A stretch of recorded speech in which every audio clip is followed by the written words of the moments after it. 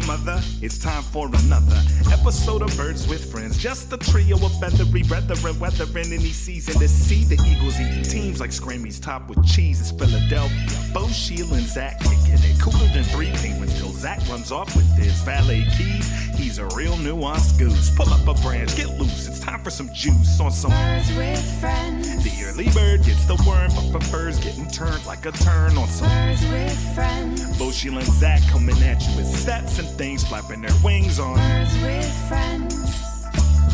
All I know is Zach said he has a game where he'll don't read both 7,000 and I said, I'm in. Let's go. Let's do it. And so the purpose that's of what I needed was not to get at least one more reader. Hello, everybody, and welcome to Birds with Friends Sunday night after the Eagles season has come to a drastic halt. The season over after a 31-15 loss to Tom Brady and the Tampa Bay Buccaneers. The season is over. Bo Wulf, Zach Berman, Marissa Morris here to talk about it, spin things forward a little bit, and, just generally have some nonsense and figure out what is next for the Eagles as they figure out what is next for them across the roster, especially at quarterback, which Zach wrote about, and we can get to that. Zach, how you doing? I'm doing well. Looking forward to this podcast. It's always jarring when the season ends. You get used to a certain routine, and then all of a sudden it's like, all right, this is over. But there's a lot to discuss with this game and a lot to discuss with the season. The season lasted 1 week longer than I anticipated. And now I don't think it's hyperbole to say the Eagles are about to embark on the biggest offseason in recent history, at least in my time covering the team. Well, in terms of formulating what comes next, not necessarily. I mean, last season was a big offseason because they fired their Super Bowl winning head coach. But yes, a sad day for Eagles fans and a good day for wobes everywhere, being wives of Eagles beat writers. Wives of Eagles beats. Yes. Yeah. Wives of Eagles beat writers all over the place, popping champagne tonight. But Zach, somebody points out in the comments, different curtains. I think we need to address the elephant in the room. We are in. Do we need to address it now? We Rooms. can't do it at the end of the podcast. Now, Sheil. First of all, best wishes to Sheil. He's feeling a little bit under the weather. Was scheduled to join us tonight. We hope that he rests and recovers well. He'll be back with us soon. But I think he would want to start with what's going on here. I thought you guys were traveling together. Well, we are traveling together. We were on the same plane together. We had lunch together at the stadium today. We're not staying at physically the same hotel. I don't think that's a problem. We've been corresponding throughout the weekend. This was just we were a originally logistical scheduled thing. to stay at the same hotel. Yes. Yeah. You So this is the comparison I would give. I did. This is the comparison that I would give. Okay. For those who understand, you just backed out. You were too nervous. No, I sent you a message a few days ago bringing up the logistical. Here, this is how I will explain it. Okay. If you are in Philadelphia for a game, the stadium's right by the airport. If you're taking the last flight out the night before the game and the first flight out, or the last flight in the night before the game, first flight out the morning after the game, it would behoove you to stay somewhere within proximity to the stadium and the airport, as opposed to in Center City, when all you're doing is resting your head. Correct. So I said, let's stay closer to the air, and that's the way Tampa is. Let's stay closer to the airport and the stadium. You wanted to be in the middle of the city. You like the thick of it all, harbor side, and so anyways, so that you did not say let's stay. You said I'm thinking about changing mine to this for so and so reasons. I told you the one that you were choosing. I'm looking for a good desk setup here. Because I'm doing most of my writing from the hotel. The autograph collections, I have not had good success with the desks. Yeah, I can assure you the desk is fine here. In any event, the Eagles were eliminated from the postseason tonight. Their season is over. We shouldn't be talking about hotels. I do have one follow up actually on something that you brought up, that we took the flight down together. Now I have never traveled with a celebrity myself as part of an entourage, but I would imagine it felt like it did getting to board the plane with you. Now you were nice enough boarding in Zone 4 to bring me and John McMullen along with you. We were Zone 6. He said, "Come on with me." A real flex of a move. And as you get checked, the gate agent goes, "Young Zach, how you doing? We're gonna get a win." He's just popping so hard for seeing Zach Berman come to his gate, get on his plane. It was like you were Vinny Chase. The Eagles really played poorly today. The offense in particular. No, I mean I don't know how you want me to address that. I hope he's a subscriber. I hope he watches Birds with Friends. Well, he didn't recognize me, but so I don't think that's. Well, if Zach was Vinny Chase, then who are you, Bo? I mean, I'm clearly Turtle. But it was, look, I am grateful for all of our readers and listeners. Now, can we get to the regularly scheduled program? Okay, we can get to the regularly scheduled program. I mean, the Eagles didn't show up today, so why should we talk about them to start? Well, we have a professional obligation. Yeah, we'll get to them eventually, but I'm just saying, let's go. Let's start with curtain talk. Yeah, I mean, this was about as bad a start as you could have possibly imagined for all three phases in the beginning of this game. The Eagles give up a long touchdown drive to start the game. They go 3 and out. They get a bad punt. Everything is snowballing, and really, it never got any better. And I guess we should start with the quarterback, because that is the dominating conversation. It's what you wrote about, rightly so. And as you smartly put it, he played badly in this first playoff game of his, and now it's up to the Eagles to decide if he can be the one to deliver their next playoff victory.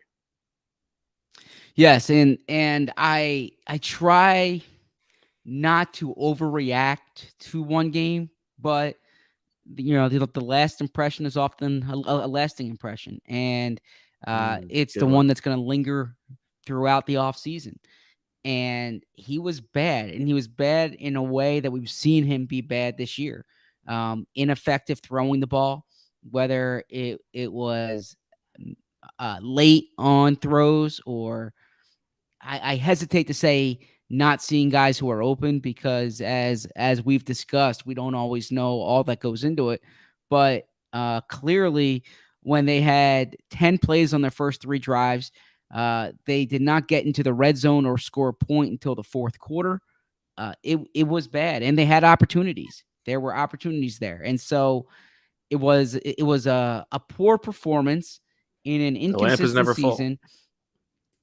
I do think, objectively speaking, he has exceeded or reached reasonable expectations for this year, right? He helped bring them to the postseason. He improved as the year went on. He's checked a lot of boxes. But the way that I frame it is that the Eagles are not, knowing Eagles management, they're not satisfied with a quarterback who can get them to 9 wins or 10 wins. I mean, they want a quarterback who gives them a decided advantage in the postseason. Now, that's hard to find, right? I mean, there are maybe 5 or 10 of those quarterbacks out there, but it's like, if you don't have one, you try to figure out how you can get one, or you try to develop him, and the Eagles need to figure that out. Well, and I think that this was an interesting case study in, the notion that running teams can't be successful in the playoffs, right? Because Jalen Hurts was, he was in a walking boot after the game, but on the field, he was more mobile and more a part of the running game than he has been since suffering that high ankle sprain against the Giants. He had 8 carries for 39 yards. They called a bunch of plays early on that were asking him to be the primary runner. The offensive line was without Nate Herbig, but they weren't doing, they were fine otherwise. And this rushing attack that was so good the second half of the season ran the ball down the throat of the number 1 ranked run defense on the Saints. They run for 95 yards on 17 carries. And Todd Bowles commits to stopping the run in this game. Nick Sirianni took responsibility afterwards for saying he didn't have good answers for when they knew a run blitz was coming and they tried to get out of it, and they did, and even those plays were not successful. And it's why, like you said, you need Jalen Hurts to take another step as a passer. In this game, I thought he was too affected by the rush. It seemed early on his eyes were drifting a little bit, and he was not super comfortable in the pocket. And he finished 23 of 43 for 258 yards, sacked twice, 1 touchdown, a garbage time touchdown, and 2 interceptions. And he wasn't good enough. And we have talked about the framing here is not like you have to make a decision on is he the quarterback of the future this offseason. You survey the scene, see if there is a veteran quarterback who you think is an improvement. And if not, and if there's nobody in the draft, it's very easy to just run it back with Jalen Hurts next year and hope that he takes another leap as he is in the 3rd year of his rookie contract. And we also talked about this week, like this game shouldn't.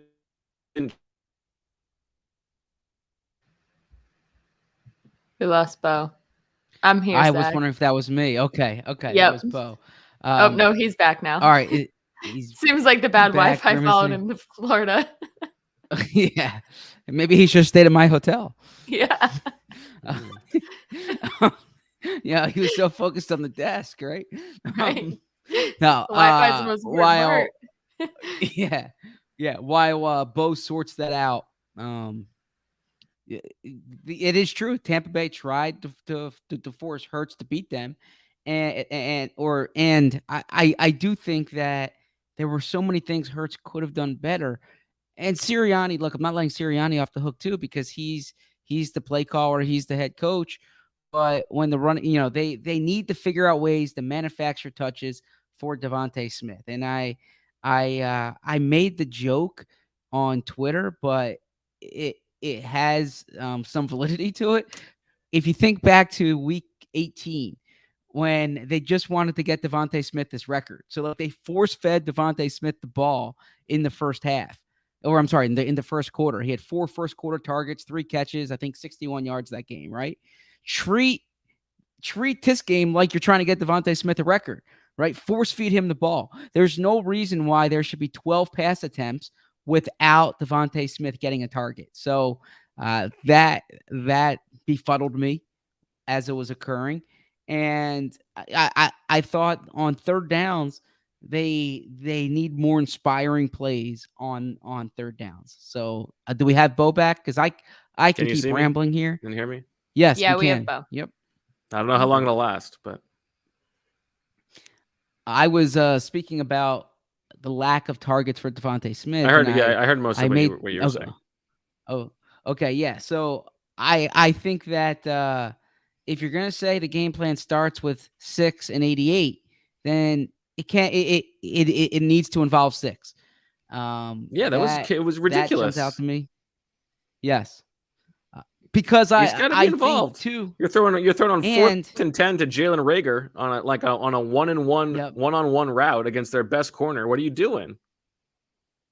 You just want to sustain, like they needed to sustain drives. And I was getting in a debate with someone after the game about the defense's performance, and I know we'll get to that. And certainly I don't want to be a show for the defense, but like from my perspective, they forced 3 and outs on 4 of the first 7 drives. Yes. The offense needs to do something during that period. 100%.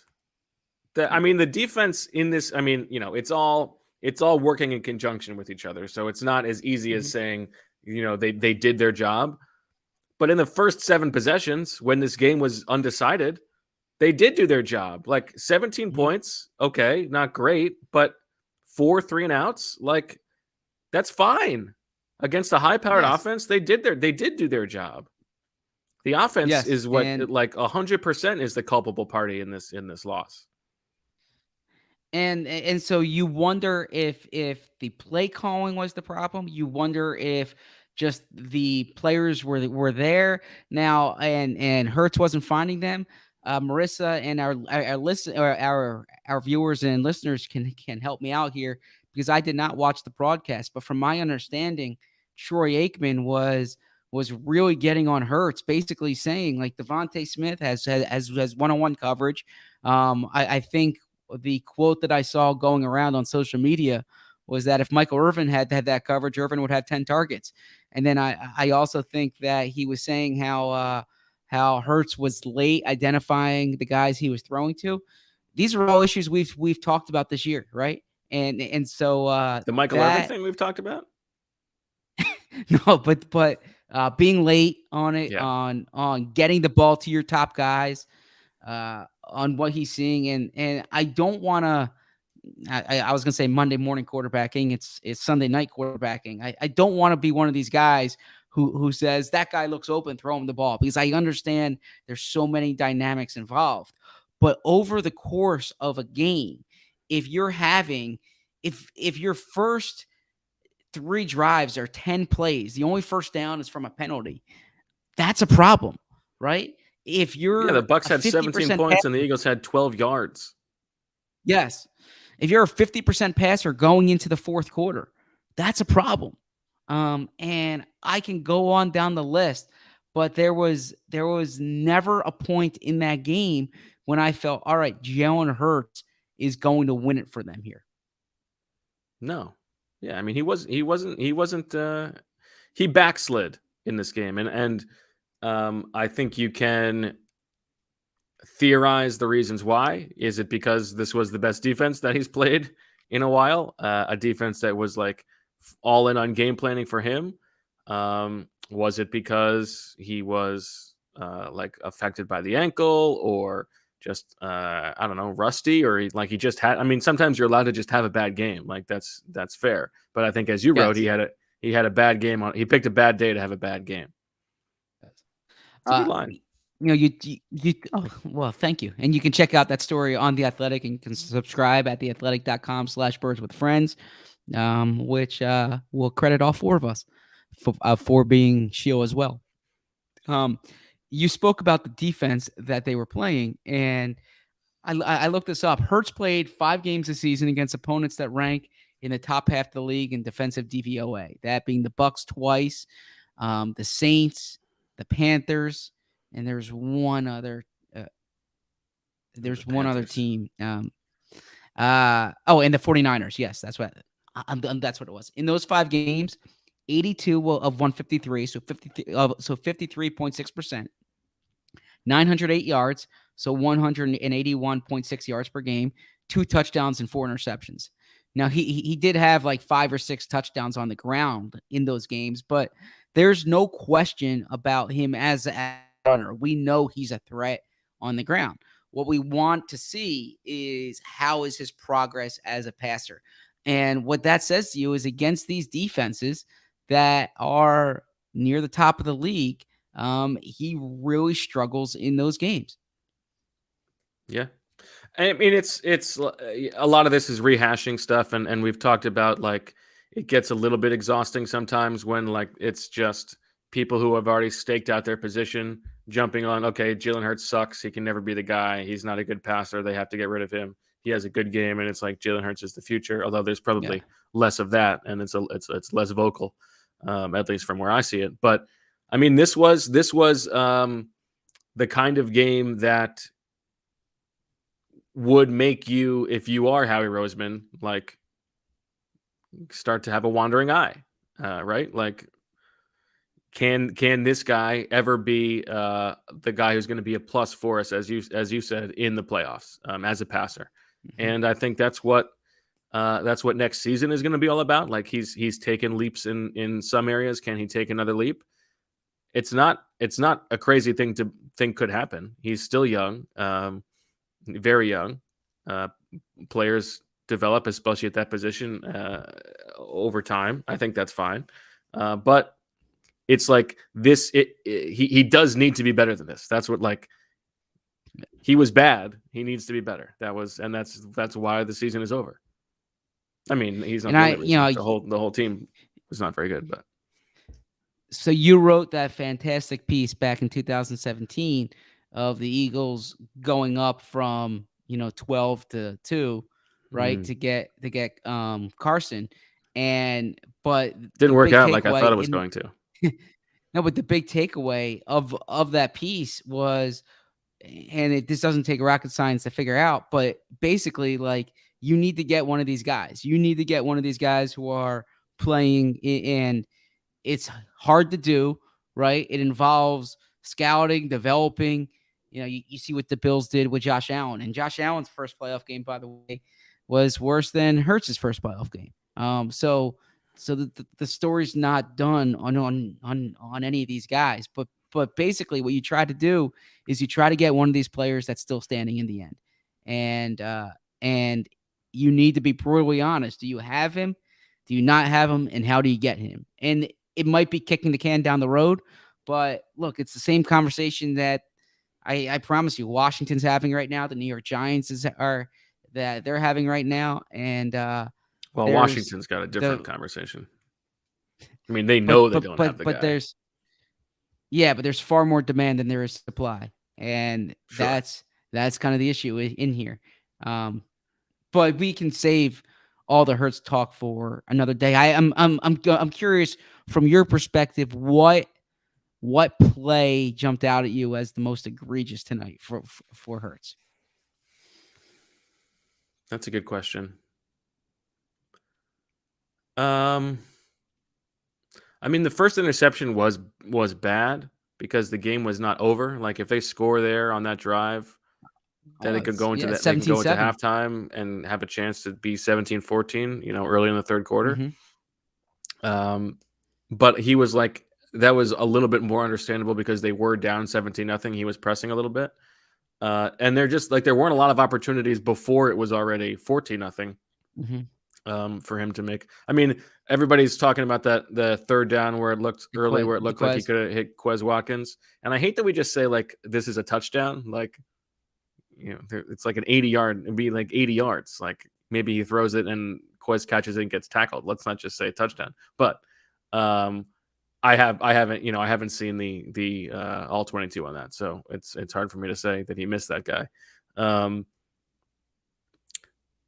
To me, it was less about individual plays and more about how frenetic he looked. He did not have the same poise in the pocket that he has been building up over the second half of the season. What's that? That's a good point. No, that I thought the first interception was bad because it's the type of thing if he either didn't see the safety or he said he was late making the throw, right? And in that situation, they were on the 20, and they were on the 21, I believe. It was second down, and it was 2nd and 6. I might have my yardage wrong there, but it was second down. They're driving. It's really the first good drive they have all game, and you can't turn it over. You can't turn it over. And so I thought he was late on it, put it in harm's way, and Devontae was open. So that's the one that really jumped out to me. Okay. What did you think about the coaching, the game plan, the way that they came out on offense? I thought it was pretty underwhelming. It seemed like in the beginning of this game, it was very much. Kemp was prepared for it. Well, it seemed like very much the Bucs were going like super, super fast on tempo, and the Eagles were taking their sweet time, like to a crazy degree. And it seemed like they were trying to slow the game down, limit the possessions in the game, in conjunction with the way they were playing on defense. And that's fine. It makes sense. You're the underdog. You want to invite variance and have there be fewer possessions. But it was like they were prioritizing that too much over just moving the ball. It felt like to me. Yeah, I mean, look, and you say I make a big deal about third downs. I agree. I make a big deal about third downs. But it comes down to it comes down to that. First third down, of, Dallas Goedert said he made a mistake on that first third down. That would look like just a very vanilla read option. 32, yeah. And there was no good decision there. Like if he keeps it, he gets tackled, which he did. But if he pitched it would he got tackled too. It was well defended. Yeah. So that jumps out to me because you're in 2nd and 3. The first play of the game is a 7-yard run. You're in 2nd and 3 there. You should get a first down when you're in 2nd and 3, right? So what a better 2nd down play and then a better 3rd down play. Then the next drive, this is the one you're referring to when you said the pass to Reagor. They're in 3rd and 9. And in 3rd and 9, it's it was a different one you were talking about with Reagor, but this is a short pass to Reagor, gets chewed out. Yeah. So they're forced to punt there. And then the next drive, Jalen gets hurt, gets sacked on 3rd down. So yeah, I mean, 3rd downs, if you're going to play the way the Eagles play, you need to move the chains. Well, part of what was so frustrating about this game was, we were talking about, we wanted to see what this team could do against a good team. And they play a good team and they were making the exact same mistakes they made in the first half of the season. Like when they were playing those good teams. And it was this like these killer offensive penalties on like procedural stuff that they should have no business doing. Like the same problems with the passing offense, the same vanilla-ness on defense on certain drives. It was like the second half of the season hadn't happened. And it was like a full-on supporting argument for the people who say that like they only are in the playoffs because of the very easy teams that they played, and there was no tangible improvement by the team over the course of the second half of the season. Yeah, no, I hear you there. I mean, I think that they beat the Saints decidedly, and no, I know the Saints are playing with Trevor Siemian that day, but that was a good defense, and they beat Denver on the road. All right, those are two wins that I say. All right, I thought this was a pro Trevor Siemian podcast. I believe you made me aware of that. Yes, true. But yeah, those are the two games where I say, all right, I believe in what they're doing, and you can only play the teams that are on your schedule during the back half. But you are correct that they did revert into some of the mistakes they made early on. And look, the bottom line too is the reason why the Bucs are the 2 seed and then the defending champs is they're a better team, right? The reason they were 8.5-point favorites is because they were supposed to do this to the Eagles, right? They have the better roster. They have they're good on the line of scrimmage. They have the best quarterback to ever play football. So I don't know about just that. Look at it overall. I mean, let's calm down with 7 that. Super Bowls is okay. All right, they have the advantage at quarterback. I think that's fair to say. So yeah, when you and we're probably shifting to the play that I thought ended the game too. But when you are playing those types of games, you can't get in your own way, right? So 17-0, and I didn't love the punt that they had, but they punted. The defense forces a 3 and out. They're getting the ball back in really good field position. And Jalen Reagor, who was struggling throughout the day, muffs the punt. Just unbelievable. Like inexcusable in any situation, but right there, like that's the game. They could have had some juice, right? Yeah. You said the defense was making stops. I think the fumble was at the 48. It was that. So in that case, you're getting the ball back. And he had looked like he was struggling to catch punts earlier in the game. I mean, he always has. He's never fielded punts well, but go ahead. Yeah, I think Ted Gwynn wrote that too. That they need to figure out what they're doing here because he looked indecisive, and I get it, right? I get it. You got to give your Dave Fick line. Oh yeah, well, yeah. So I think that probably deserves more context. This is why I don't like rattling cleats off in games because I feel like I need to do second, third, fourth. I kept asking Fipp last year, why aren't you having Reagor? And I still stand by the fact that they should have had Reagor out there last year because they needed juice. But basically, Phipp explained it as diplomatically as he could without throwing Reagor under the bus. On any return that didn't really have a return opportunity, they just trusted that Ward could make a catch, make a decision, right? And like the first part of catching a punt is catching a punt, right? So what I said is I spent weeks asking Dave Phipp about this, and Phipp knew more than I did, and he was right. Now I still think going back to last year, they could have used more juice in the return game, and Reagor provides that. What I don't get is barely. Yeah, what the player that is on the field right now is not the player that we saw returning punts at TCU. I don't know if it's he had that return against the Packers last year. I remember arguing about this with Shield that I didn't think that he had open field juice. Okay. He was not impressive as an open field returner. No, I didn't bury the guy. I think I only had him like a couple spots below, but below you and Shield did. But I don't know. Do you think it's over? Wait a second. Wait a second. No, Shield was the highest on it. You had Reagor above me. I did? Yes. There can't be Bo revisionist history there. I was the lowest. Okay. I'm going to pull this up. Utah. Good for you. I'm sure Shield's going to have me clip off something from a previous pod. You slipped that in there. Shield was the highest. We know that. Yeah, you slipped that in there. Okay, here we go. People in the chat want to know what you guys made of the exchange Reagor had with Devontae Smith on the sideline. I'm not sure if you guys I only saw this once or twice. But I don't know what the context was. Okay.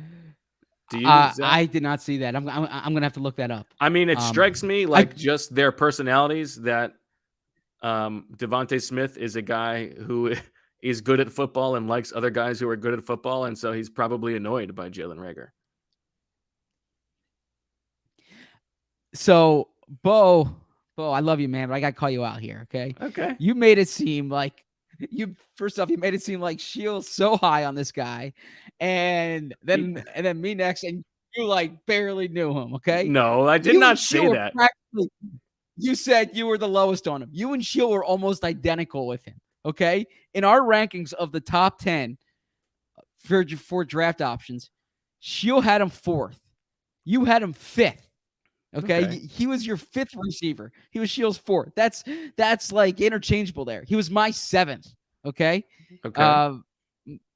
Yeah. So I don't know how you go from give us the whole ranking.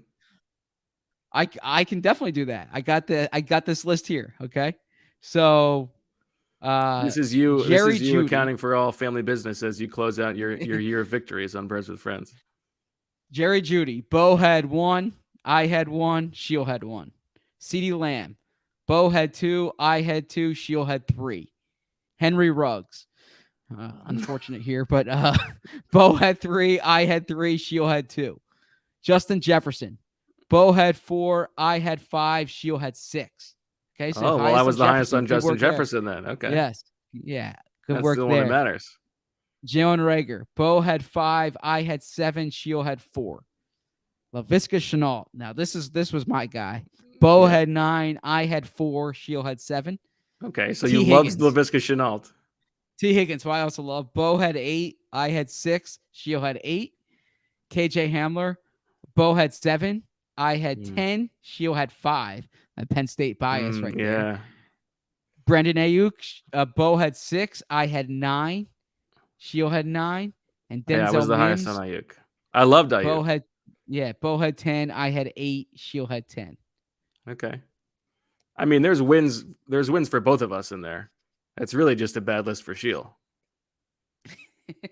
Shield is going to be so proud of Zach for doing this, though. Like he probably won't care about his list. Well, just the way Bo framed that was. I'm sorry, I didn't mean. I mean, I wasn't doing that on purpose. I just have a bad memory. Probably think higher of myself. I tend to remember the things that I was right about. But yeah, hey, you were right on. You were definitely right on Quez Watkins. You called that one. You like that one. And Quez is a player. Like you saw today. Quez gets open downfield. If you just watch the team and you said who was the first round pick and who was the 6th round pick, like 100 times out of 100, you would think Quez was the first rounder and Reagor was the 6th rounder. 2 questions. One, do you think rather. Jalen Reagor is on the team next year? I'm gonna say no. I don't know what I don't think they're gonna cut him. I think you try to do your trade. You trade your underachiever for their underachiever. I said the same thing about Andre Dillard though, and I was proved wrong there. But yeah, I don't know. But like he was a negative player almost. I think it's over. Like the fan base is going to have no patience for him. He's not even like JJ Arcega-Whiteside where he could be reliable in a role. Like he's out there muffing punts. Like he's out there loafing on routes, like not finishing things and like pouting and then like retweeting praise after the game. I don't know. It's like, it's just a tough situation. Yes. I mean, part of me, like I do feel bad for him, but it's just, he's got to go. I think it's one of those things. If another team has a corner that that they drafted high and they're cold on that corner, you exchange Reagor for that player. So your change of scenery guy for their change of scenery guy, and you hope that works. I see Bo is he's frozen here. So I'll just give a little quick context on the Reagor punt. They had so they were going to put they would have considered putting Greg Ward back there after Reagor muffed it, not before, but after Reagor muffed it. But Ward had back spasms, so he was out for the game, and they didn't really have another punt returner there. They have other guys like Gainwell and Devontae Smith who are out there during drills sometimes, but really it's the 2 top guys are Reagor and Greg Ward. Jason Huntley, as we know, was inactive for the game. Can you see me and hear me? We can. Yeah. Oh, okay. We can. It's a good thing you're downtown, Bo. Yeah. That has nothing to do Zach's with on fire. What's going on here. I had a good desk. That's what I was looking for. It's also part of the Hurts conversation is like wasting Devontae Smith and even like a guy like Quez Watkins. Those guys are getting open. They need the ball, and if Jalen Hurts can't get them the ball, that's an important part of the calculation. Yes. Yeah, you're absolutely right. And it's I don't like the expression because it's kind of hackneyed at this point, but you want your quarterback being like the point guard back there. He has to distribute. He has to get everyone their touches. And in particular, you have to feed your hot hand. And your hot hand should be Devontae, and it should be Dallas Goedert, and he can also make other guys better, right? Like you watch, I was watching that Chiefs game as we waited to come on. I don't know if Pringle's a good receiver or not, but Pringle's probably going to get paid this year because Patrick Mahomes makes him a better receiver, right? It's incumbent upon the quarterback to also lift up the wide receiver as opposed to the other way around. Okay. I was going to make a Pringle joke, and I couldn't think of a good one. Should we go over Superstore casting, Zach? Sure. Shield. Well, of course, Shield had no punts for either team officially net a prime number of positive or negative yards. I had at least 1 punt for either team does. And on Aaron Sipas's second punt of the day, or no, actually, I'm sorry. I believe it was the Bucs' first punt of the day. They had a 31-yarder, fair caught by Jalen Reagor. So I hit that. That's 1 for me. Shield does not miss. I do not believe the ball ever hit the Bucs logo while in play. Am I correct on that, Marissa? I didn't think so, but I couldn't you don't get the full view. I could put Michael on it with the all 22. I didn't understand. You sent us something in Slack. Like you don't have to. The no freaking way was the Kerrigan sack. Oh, the Kerrigan sack. Okay. Yeah, that's the same Mike- same equivalency. I just want to say Michael's a legitimate NFL player. You don't need to have him going through all 22 to see if a ball hit hit the logo. It's his off season. He's got time. Yes, he's got a lot of time, and now I get to assign him tasks every day that like I need help with because it's not my off season yet. Like I still got a lot of pods going on, so I can add that to his task list tomorrow. How's he doing on wedding prep, Marissa? Not great. He had a task this morning that he like told me he accomplished, and he was like so proud of himself. He had to email our travel woman that Bo recommended. Big fan and of her. He's like, all day, like I'm Shout out so Michaela. productive, everything. And I go into our wedding email and I'm like, I don't see the email you sent. And he did not actually send the email. So yeah, not going great on Michael getting tasks done. I'm on Michael's side. Tomorrow. This is his first weekend off since August, right? Let him. Yeah, although it's hard for him to watch. He hates watching. He wants to be out there, classic football guy. But he did get to watch it with my cousin's little 4-month-old son today, so that was pretty cute. So it was a different football experience. Different football Sunday, 4-month-old son, a concussion uncle. What? So asking to run the ball. Yeah, run the ball. He was teaching him all the plays. Nice. But so when he's watching on TV, is he watching the ball or is he watching the line of scrimmage? He's watching the offensive lineman 100%. Yeah. I want to know what he thought of Sua. Well, I'm not Sua sure if he's did watching. okay. He might be watching right now because he did text me Task Man. That's what he was calling himself, the Task Man. Yet he couldn't accomplish any of his tasks. So there's always tomorrow, but yeah, I'll let him know if he weighs in on. He did ask me who was in because he was like, "That's not Herbig." So, he did spot it early, but I'm not sure his thoughts on it. So we should wait. We should mention too. I'm sorry. I know we're in swooper discussion, but when we said Herbig's not out there, we should just reset this a bit. Okay. We'll get to it. She's starting to defensive. We gotta close it out. Shield goes 0 for 3. He also had the winner of this. Oh no, sorry, he goes 1 for 3. He had the winner of this item has more turkeys left over at the end of the game than there are total turnovers. He had 10 turkeys left over, so he hits that 1 for Shield. I had hit my prime number punt. I had the exactly one of the following two things happen. Jared Maiden is active, and the Eagles run at least 2 plays in which 2 offensive linemen pull. Hit that.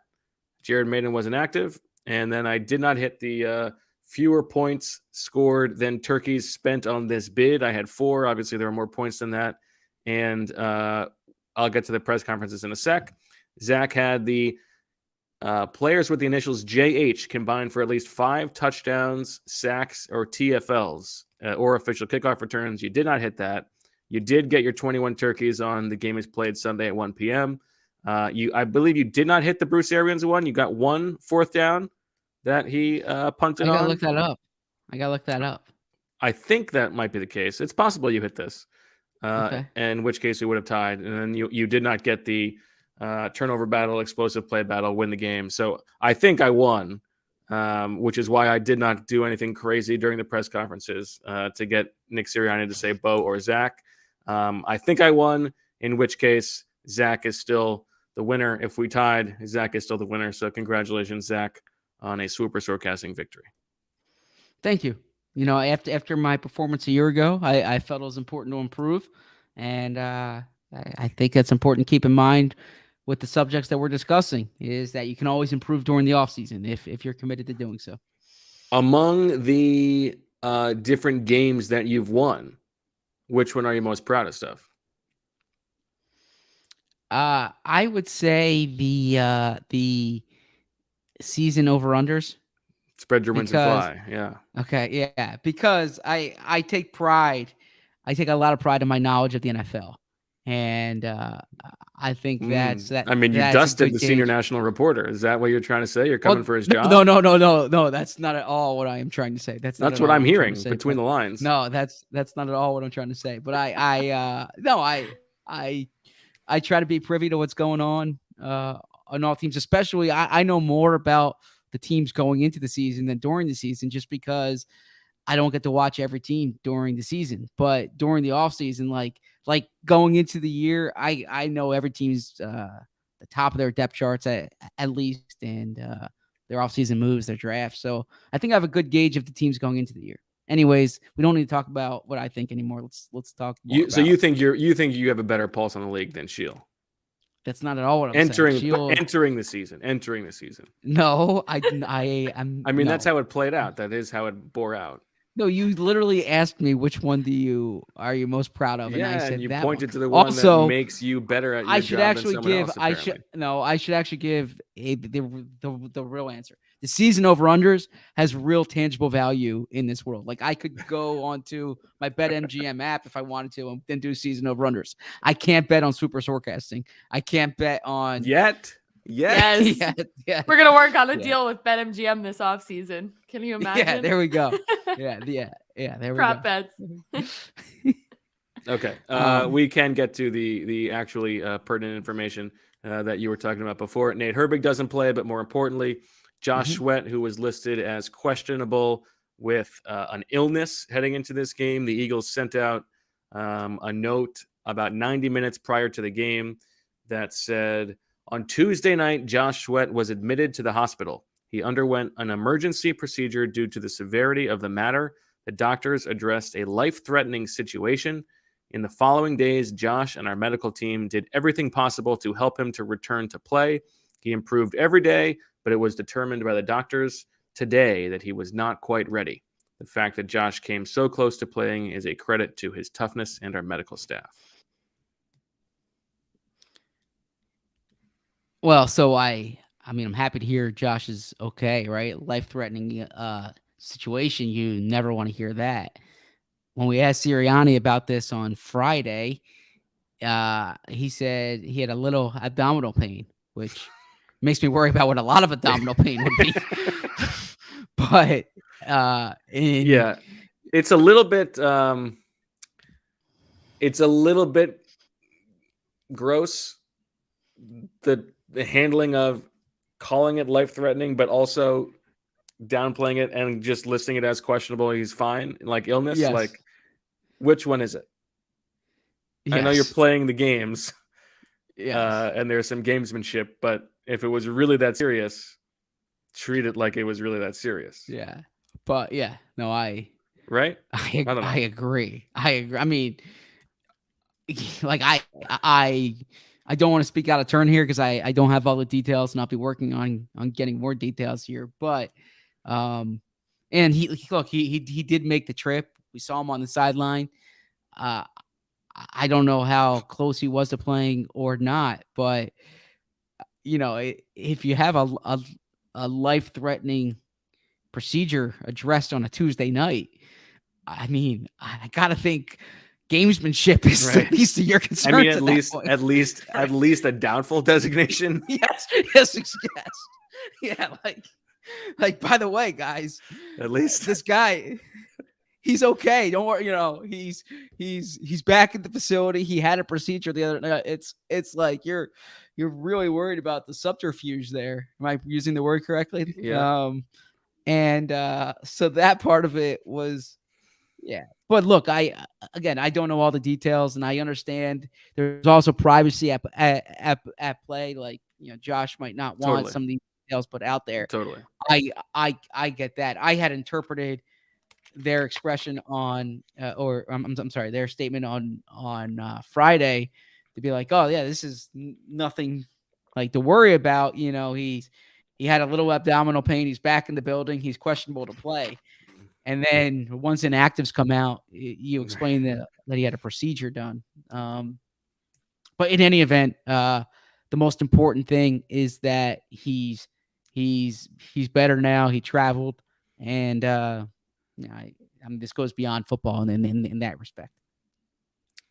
What did you make of the section in the Bucks end zone for Pinions Minions? I thought that I think Bo's Minions. There's probably more Bo's Minions than Pinions Minions. I would hope so, Mr. Foot. as I call him. Okay. I don't know. I mean, there's like we don't need to get into like big picture offseason stuff, right? Mhm. Because we've got the entire We have 6 offseason months to discuss about that. Yes. all of that Yes. stuff. So I don't know what else should we discuss? No. So it's kind of funny you bring that up because I have one other thing. Go ahead. Wait, there's very few like professional pet peeves or like pet peeves in terms of stuff that people ask you that I have, but the one that I will admit I do have is when people are like, so what do you do, when they're not playing? And it's like that's the bulk of our year, right? That's between free agency, the draft, roster building, roster decisions. Do you still have a job in the offseason? Yeah, exactly. And the way I always frame it is that like sometimes the least valuable that I am to our audience is those 3 hours when the game's going on, because like at that point I see the same thing you do, right?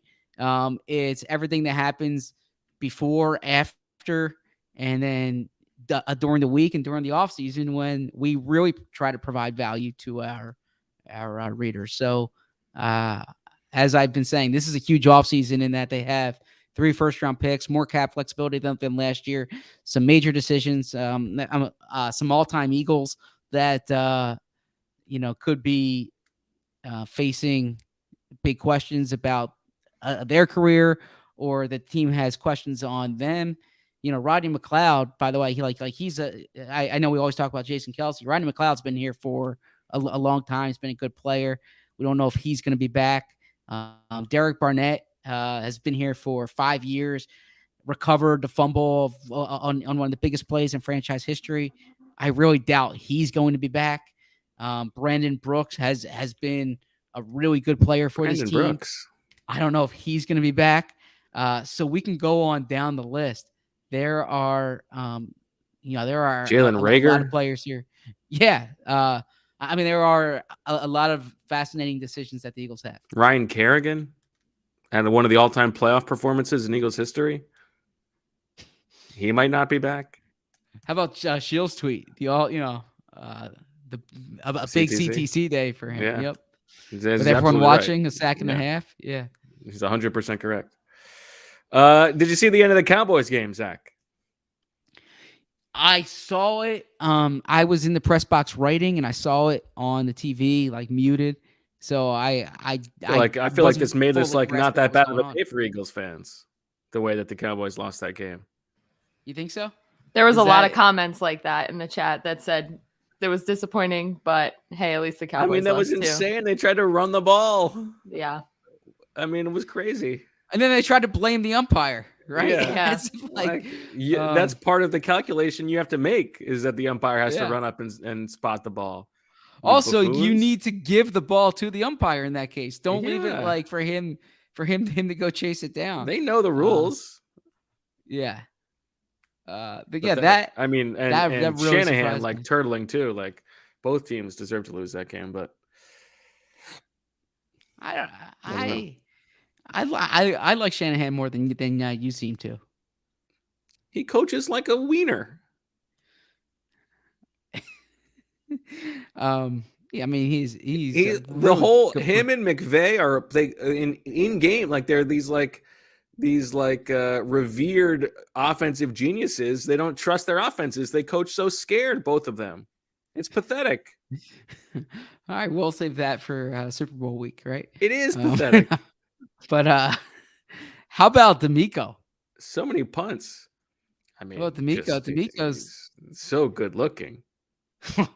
D'Amico Ryans needs to get job interviews this offseason. Like he's a good coach. He's as People Magazine for sexiest man of the year. Does D'Amico realize this? He knows how good looking he is. I think I've told the story on the pod, but I will repeat it here again. That one of my funniest moments of 2021 was when we were having our meeting with our boss before the 49ers game. all right, with our editor Adam, and the Tuesday meeting, and I'm going through some storylines, and I'm saying, yeah, there's a lot of Eagles Niners connections, and Bo's like, yeah, Zach, you should write about this really good looking coach or something like that. or something like that, or you, and I did not know what to do with it. So that encapsulates. I Bo mean, right I just call it like I see it. I think we all know what's going on. all right, this is way too much time spent talking about D'Amico's looks. He should be a head coach, though. There's probably maybe there's a correlation between Bill Belichick is a smoke show, and look what he's done. So what's ahead for the Eagles? We will speak this week we'll speak to a handful of players in the next 24 to 48 hours. We'll speak to Nick Sirianni and Howie Roseman this week. I don't anticipate that being Monday, but we will speak to them. And again, there's a lot of big decisions and big stories coming up for the Eagles. I'm trying to think. Who would you say is the last handsome coach to win a Super Bowl? Let's just think about it. I mean, Bruce Arians is getting up there. Belichick, Andy. I don't know. Maybe there's an inverse correlation. Mike Tomlin. Mike Tomlin's a good-looking dude. That's a good one. Dougie P. People say, that's interesting. He does have a great head of lettuce. Doug will appreciate you guys saying that. I think that's something Doug will. Yeah, I think Doug would actually appreciate this conversation. Yeah. You think Doug is going to bat for him being the most recent in all these coaching interviews that he's listening to the pod? He's going me. Yeah. Yeah. Doug's sitting there preparing for one of his interviews. Like, what are you guys doing? Yeah. Me, Doug Peterson. I'm right here. Bo has taken this over. Anything else here? Do you think Doug what was it like for you? People want to know in the chat if you think he's going to get a job. I think he will. Yeah, I mean, I've heard from some writers in some other markets right now that their teams are really impressed with Doug. I mean, we'll see, right? I don't know though how. Yeah, I'm curious the staff Doug will put together too. That's gonna be a big question. I'm really fascinated to see what kind of staff he would put together. Yeah. Does he just try to like bring the band back together, and you can pick his defensive coordinator, or does he have like a heavyweight staff lined up? I read these. How shocked would you be if he got Schwartz back? I would not expect that. But I see how like Dan Quinn, while he's been coordinating, this really good defense in Dallas. I read these stories that he's put together this great staff for if and when he becomes a head coach. I'm curious if Doug's been doing that too. If Doug's been making the calls during the past few months, saying, when I get a job, will you come be my DC? Will you? So, maybe he can get a Fangio or a Zimmer. I don't think he's going to get a Zimmer. So maybe a Patrick Graham. There you go. That's it. I like Patrick Graham. Did you know he went to Yale? And you love him. Of course you love him. What was it like for you getting the chance to see Tom Brady in person again? It's pretty special. Like when you see the great ones. You know what? I am not. I don't view him that way. The Super Bowl felt more like that. This game was like such a blowout, such a close game. There was not a lot of juice to it. It's not like the most athletically impressive performance, Although it is interesting what you don't see on TV that you do get to see in person when Brady's on the field is the direct line of fluids being pumped into his body from the sideline that carry onto the field with him that he carries everywhere. You just see how tuned in he is when he's on the side. I mean, you see what he's doing to prepare his body before, during the game. I mean, The injections he takes on the sideline. There's a reason why the great ones are great. Drugs. And now, do you enjoy Tampa? I wouldn't say that I got to see much of a Tampa. You got to see downtown. I enjoy, not really. I mean, I went like to the bar downstairs outside to watch the game because I couldn't get the CBS in my hotel room. So, like, I mean, I guess we can flesh this out on the podcast here. Why were you so insistent on staying downtown if you weren't leaving your hotel? I wasn't insistent on it. I booked it right away because I wanted to book a nicer Marriott because I was trusting that it would have a good desk situation. I had no idea where it was relative to the stadium. So you get a text the other night with someone explaining to you the proximity. And... Yeah, but that is work for me to have to change the hotel. I don't have time to do that. It seems. Who's got time for that? Well, so to put this in perspective, okay. And you also didn't really say like we should change our hotels. It was more like, hey, listen, I'm thinking of changing my hotel. You're free to join if you want to, but I'm probably going to do this. I didn't want to put the burden on you. I gave a presenting argument for why, and for why we should be closer to the airport and closer to the stadium. So how long was your commute? Where to are the you stadium staying today? in an airport hangar? No, they have an airport hotel here that I wanted to get into. That was beyond our price range. But out of curiosity, it took you because I know Tampa fairly well. I've been here quite a bit for work. Where you're staying is about 15, 20 minutes from the airport, correct? And that's fine. And about 15, 20 minutes to the stadium. Yeah, those are not like prohibitive time frames. No, so if it was a half an hour, 40 minutes, okay. Wait, so I'm just saying. This comes out in the wash. So you drove from the airport to the hotel, 20 minutes, sitting in Tampa Bay Lightning traffic, probably. No traffic at all. Okay. Then you're there. Then you drive 20 minutes back toward the airport to go to the game. Then you drive 20 minutes back to the hotel after the game. Then tomorrow morning, in about 4 hours, you're going to have to get in an Uber to the airport again. 10 more minutes of sleep than me? Why wouldn't you just all be in the same proximity, right? It just like I get if you're spending the day in Tampa, you're walking around, you want to be downtown. But from a logistical perspective, it makes no sense because I was already anchored to this hotel. I had booked it. Okay. If you had presented this argument before we booked, I would have booked wherever you booked. But I got to go through the process of changing hotels. No way. Who's got time for that? It's an easy process, number one. And number two, if you leave the logistical part, I've been to all these cities. If you leave the logistical part up to me, I can tell you, this is the best place to stay. This is the best place to stay. I'm just saying, something to think about for the future. It doesn't look like that great of a place. Plus, now we got to get into the real thing. Are your neighbors understanding what you're saying on this podcast? And how was your night last night? What kind of evening did you have?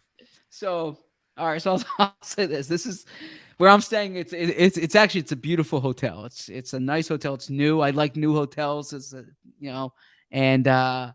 it's on the water. But of all the hotels that I've stayed at in my career, it has the thinnest walls, or like the you can hear through the vent. I'm not quite sure what it, but the person on the other side can hear this entire podcast. Doesn't have to log on to YouTube. They can probably hear me talk, and I can hear their conversations as well. So their conversations you could hear. Their conversations I can hear, yes. And so here's the thing, Zach. If the goal of this whole process and these logistics was to make sure that we got enough sleep, and you were able to maximize the sleep, it doesn't sound like you nor your neighbors are getting much sleep. Oh, I can promise you, if I show you my sleep app here, I had a real good night's sleep last night. Can you say the same for the people in the on the other side of the wall? I can't attest for them. No. Did you hear any Belichick Saban coaching tape going on? No, there was no Belichick saving coaching tape. Okay. So you desperately want me to stay at your hotel, which turns out is No. just a sex den with paper thin walls. It's No, I don't. I'm not hell bent on us staying at the same hotel. Like I have said, we can stay. I mean, we spend a lot of time together. We talk every day. We don't need to be in the same hotel, especially if you're just eating in the hotel. It's not that big a deal. I was logistical perspective. It made more sense to stay where I am staying. But this is way too much conversation for this topic. It's 12:22. I can't wait for Cheryl to hear all of this.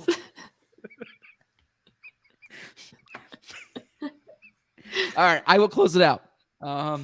So Eagle season is finished. They went 9-8. They made the postseason. this bordello is only 5 minutes from the airport.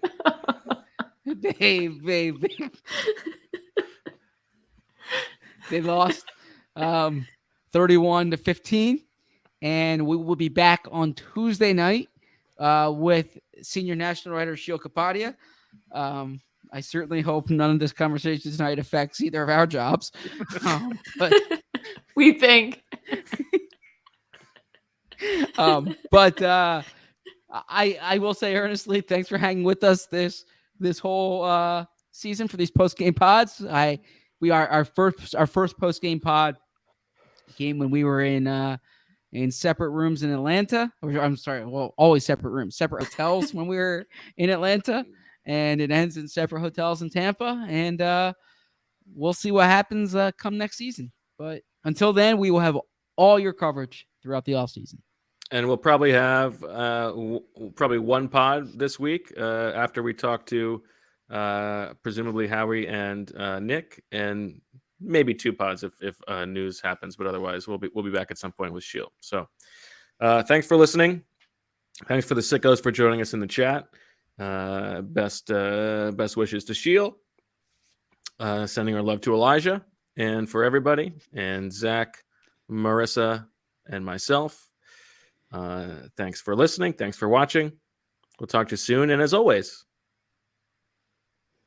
we love you, but not in the way that the people next to Zach's room love each other.